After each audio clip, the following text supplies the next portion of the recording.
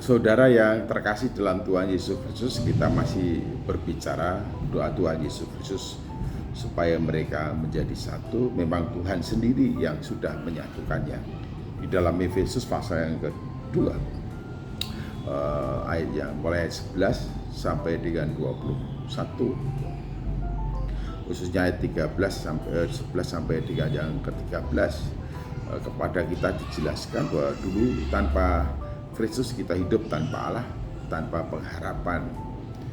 Dan setelah kita ada di dalam Kristus, kita yang dulu jauh terpisah oleh dinding-dinding yang menjadi sekat, yang membatasi relasi kita dengan Allah dan relasi dengan sesama, telah dihancurkan.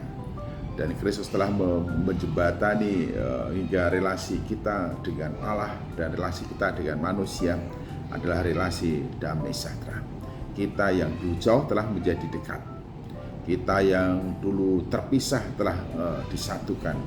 Sehingga di dalam Kristus tidak ada lagi orang yang dianggap sebagai orang asing, sebagai pendatang, sebagai kafir, sebagai budak, sebagai orang merdeka. Tetapi di dalam Kristus kita adalah anggota keluarga Allah.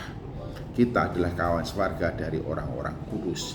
Kita adalah anggota-anggota tubuh Kristus. Nah, sebagai anggota-anggota tubuh Kristus yang disatukan menjadi satu tubuh, yaitu tubuh Kristus, apa saja yang harus kita lakukan? Ingat bahwa masing-masing tubuh, masing-masing anggota tubuh berada di posisi tempat yang berbeda dengan fungsi yang berbeda. Namun ada catatan penting di sini adalah, tetapi masing-masing adalah anggota yang seorang terhadap yang lainnya. Sebab sama seperti pada satu tubuh kita mempunyai banyak anggota, tetapi tidak semua anggota itu mempunyai tugas yang sama. Demikian juga kita, walaupun banyak adalah satu tubuh di dalam Kristus, tetapi masing-masing adalah anggota yang seorang terhadap yang lainnya. Ini berarti sekalipun kita berada pada posisi dan fungsi yang berbeda, posisi dan peran yang berbeda, tetapi kita satu sama lain itu terikat secara sistemik. Jadi tidak mungkin bisa dipisahkan dan tidak akan bisa dipisahkan karena kita adalah anggota dari satu tubuh. Kita berada pada tempat posisi yang berbeda dengan fungsi yang berbeda, tetapi kita terikat satu sama lain, sehingga dikatakan bahwa masing-masing adalah anggota yang seorang terhadap yang lainnya. Ini berarti antara anggota satu dengan yang lainnya berada dalam hubungan saling ketergantungan, saling berdampak, saling memberikan manfaat, saling memberikan faedah satu sama lain. Yang menentukan kesehatan keseluruhan tubuh adalah keberfungsian semua anggota-anggota tubuh sesuai dengan fungsinya masing-masing pada posisinya masing-masing. Jadi tidak boleh dan tidak ada seorang merasa lebih daripada yang lainnya atau seorang merasa lebih rendah daripada yang lainnya. Justru kita berada pada posisi tertentu dengan fungsi yang tertentu dan saling memberikan kontribusi bagi kesehatan secara keseluruhan.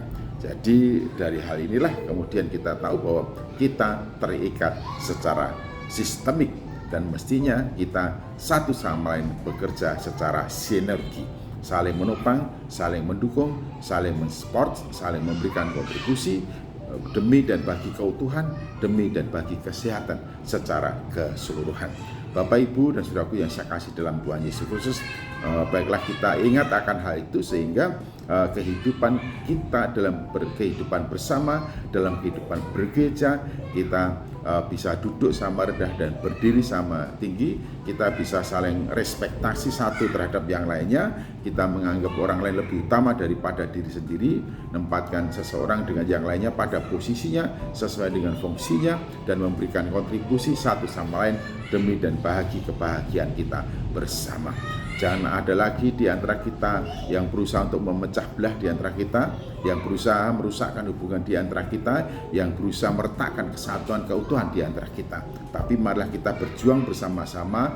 Kita tahu apa karunia yang Tuhan berikan kepada kita, dan kita tahu bagaimana melaksanakan tugas sesuai dengan karunia kita, dan kita tahu bahwa apa yang kita lakukan memberikan kontribusi dan berdampak positif terhadap yang lainnya. Demikian orang lainnya juga berada pada posisi tempatnya serta fungsinya yang memberikan kontribusi satu sama lain. Dan ingatlah, kita adalah anggota seorang terhadap yang lainnya. Tidak boleh ada yang memisahkan, tidak boleh ada yang